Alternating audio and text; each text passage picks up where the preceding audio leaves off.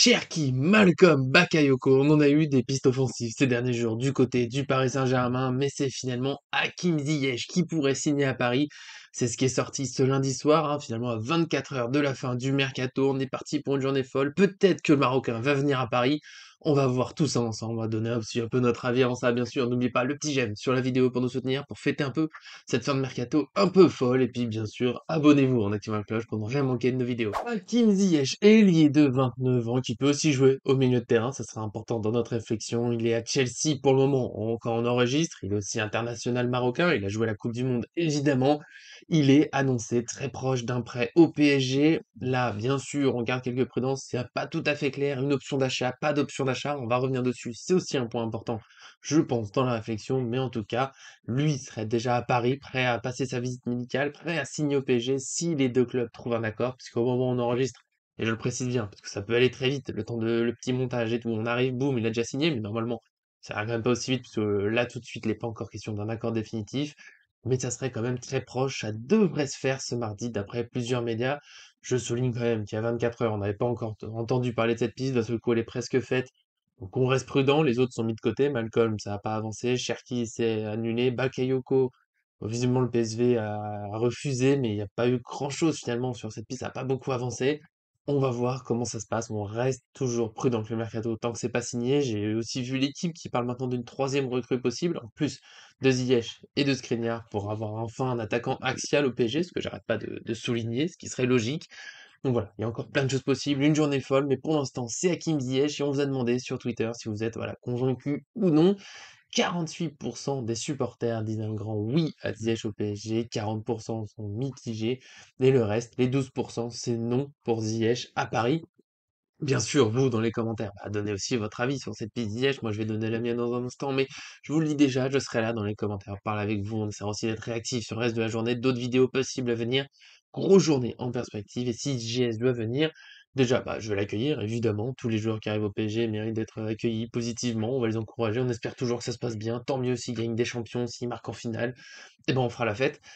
J'avoue ne pas être particulièrement convaincu. Disons que c'est pas je me dis: «Ah, le PSG réussit un super coup». J'ai vu beaucoup de personnes parler du départ de Di Maria, que c'est un peu le même profil, un milieu, un ailier, plutôt côté droit, qui est sur son pied gauche, capable de déborder un peu, parce qu'il est pas lent du tout, Ziyech. Capable surtout de rentrer dans le jeu pour dribbler, pour tirer, pour centrer. C'est vrai que ça fait penser à Di Maria. Possible aussi de jouer au milieu de terrain, mais c'est Di Maria, finalement, l'a très, très peu fait, au PSG, voire quasiment pas, sauf peut-être sur des cartons rouges ou autres. Voilà, donc c'est vrai que l'intérêt, là, comme ça, paraît limité. On va quand même souligner que Ziyech est plus jeune, Di Maria, c'est 34 ans, il me semble, ou peut-être qu'il a eu 35 depuis, mais quand il est parti, il était à 34 ans. Quelques blessures, d'ailleurs, il a été blessé à la Juventus. Peut-être qu'au moins, avec Ziyech, on aura un peu plus de garantie sur le temps de jeu, Di Maria, ça devenait un peu compliqué.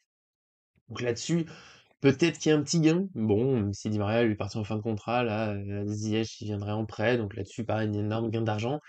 Il y a un énorme doute aussi sur Ziyech. Option d'achat, pas d'option d'achat. Pour moi, c'est un thème super important. S'il vient juste pour 6 mois, oui, ça renforce un peu l'effectif, mais s'il y a aucune perspective d'avenir, c'est un peu étrange. Autant de tenter autre chose, je trouve, en tout cas de mon point de vue. Si une option d'achat, pour moi, c'est une façon de dire, ok, si ça se passe bien, on renforce vraiment l'effectif. Est-ce qu'on prolonge Messi en fin de saison? Parce que la prolongation de Messi était annoncée comme très avancée, il n'y a plus de nouvelles. Il revient difficilement de la Coupe du Monde, on ne sait pas à quel point il va être motivé pour après. Pour moi, de toute façon, on l'a déjà dit dans la vidéo d'hier dans les vidéos d'hier avec Arthur, Messi, c'est un immense joueur, une immense carrière, faut respecter, c'est incroyable. Tant mieux s'il gagne des champions au PSG cette saison. Je pense qu'il est capable de se motiver pour la Ligue des Champions. Mais en même temps, je vois pas, voilà, moi j'ai pas l'envie que ça continue après, parce que le foot pour moi c'est d'abord collectif. Messi fait un peu moins de différence individuelle que sur le reste de sa carrière, c'est indéniable. Et collectivement, c'est un joueur qui défend pas beaucoup, qui a pas forcément beaucoup de jus dans les jambes, voilà, qui implique en fait beaucoup de choses, et aussi au niveau du salaire. Donc voilà, Ziyech, ça peut être un début de remplacement. Je sais pas s'il peut être le grand titulaire d'un PSG qui veut gagner des champions. Peut-être, c'est quand même un joueur très talentueux, mais il a eu du mal à Chelsea, donc j'attendrai un peu d'être convaincu avec. Voilà, je lui donne le bénéfice du doute. Pour moi, c'est une possibilité. Faut voir à quel point il s'adapte. Ça, voilà, des fois ça colle pas. Il faudra en tout cas de la concurrence en attaque. Que Ziyech en plus à la place de Messi et de Sarabia, du coup, qui est parti, ça suffira pas. Il faut autre chose. Pour moi, il faut toujours un buteur, un vrai, un attaquant axial qui occupe la surface, qui met des têtes, qui permet de varier le jeu du PSG. Parce que sans joueur de tête, même là, c'est une vraie option en moins. Même rien que pour les dégagements, on l'a vu, contre Reims, ce dégagement de Donnarumma. Tous les dégagements sont un peu pour personne parce qu'Mbappé, Neymar, Messi. c'est compliqué d'aller faire une tête contre des défenseurs, physiques. En plus, ils y vont pas forcément. Pour moi, c'est un vrai manque dans le jeu du PSG. Donc Ziyech, voilà, pourquoi pas? Soyons fous, peut-être aussi pour jouer au milieu de terrain, de temps en temps, renforcer un peu tout ça avec, au moins il a une certaine énergie. Clairement, il a la fameuse grinta, mais ça on en parle plutôt en général pour les joueurs, sud-américains.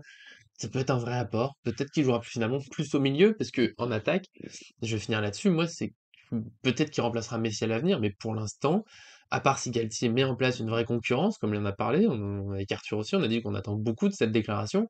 Bah, pour l'instant, les places en attaque, globalement, elles sont prises, à part à remettre le 4-4-2 à plat, mais je vois pas vraiment d'avenir au PSG. Si les deux attaquants de devant ne défendent pas, ça laisse les milieux trop tout seuls face aux adversaires. Donc moi, j'y crois pas du tout. Voilà, Ziyech, est-ce qu'il va venir pour être une doublure? Il était pas content à Chelsea de jouer assez peu. Qu'est-ce qu'il va jouer plus à Paris? Ça va être difficile. S'il y a une vraie concurrence, tant mieux. Voilà, si c'est une façon de dire aux autres joueurs, bah voilà, maintenant il y a ce joueur-là, s'il vient de jouer, il jouera. On verra ce que ça donne. Bien sûr, c'est à suivre. Grosse journée de mercato, notamment, on aura un avis plus précis avec option d'achat, pas d'option d'achat, et le reste du recrutement. Pour moi, s'il n'y a pas de buteur, de joueur de surface qui vient, ça restera un peu décevant.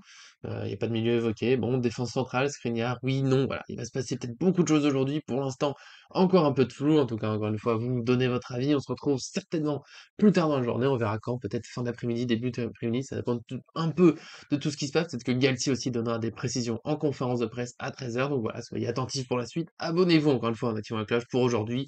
Puis bien sûr, pour toute l'année à venir. Puis on est toujours là pour parler du PSG avec un grand plaisir. En tout cas, merci à tous ceux qui nous suivent.